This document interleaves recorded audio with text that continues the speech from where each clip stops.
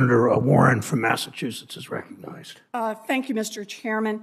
So since President Biden took office, we've added more than 6.4 million jobs, the most jobs that have ever been added to the economy in U.S. history.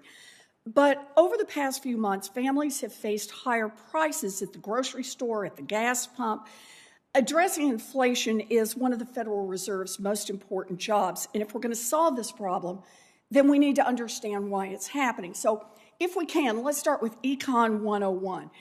Chair Powell, in markets with lots of competitors, are companies' profit margins generally likely to stay low? That is, in competitive markets, are profit margins likely to stay steady, modestly above the cost of labor, materials, and capital? I mean, microeconomics would tell you that all other things equal, you'll compete down to your marginal cost. Good. And in markets with greater concentration and not much competition, are corporations generally able to raise prices and increase profit margins, all else being equal? So the connection between concentration and market power is not as clean as we might think it might be. In some of the industries that have concentrated, there actually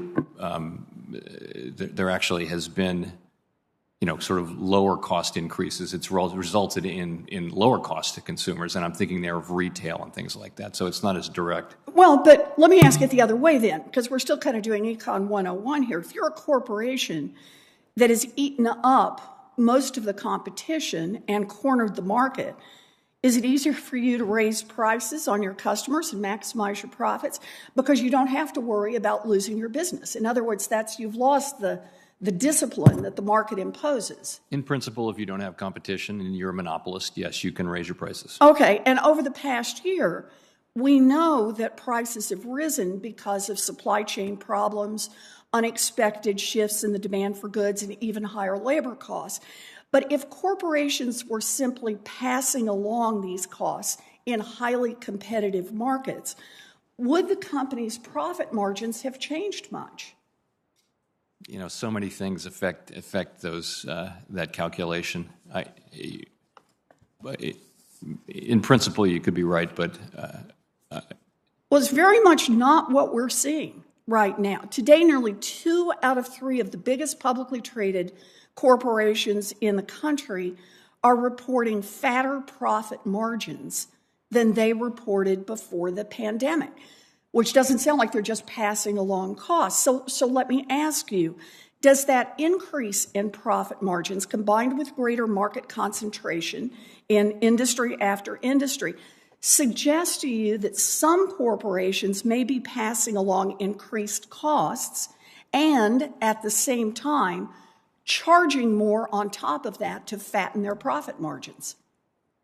That could be right. It could also just be, though, that demand is incredibly strong, and that they're raising prices because they can.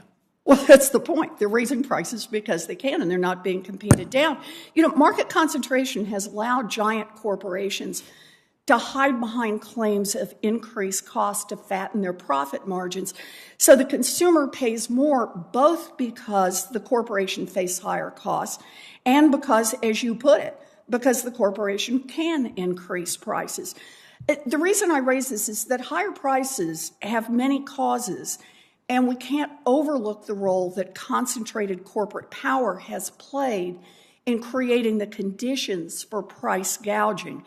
Now, before my time expires, I want to ask you about one other important topic, and that is about climate change.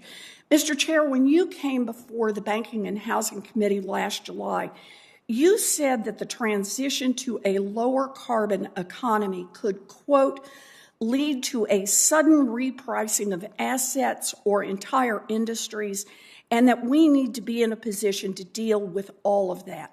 Why is it important for the Fed to assess risks related to climate change in order to fulfill its mandate?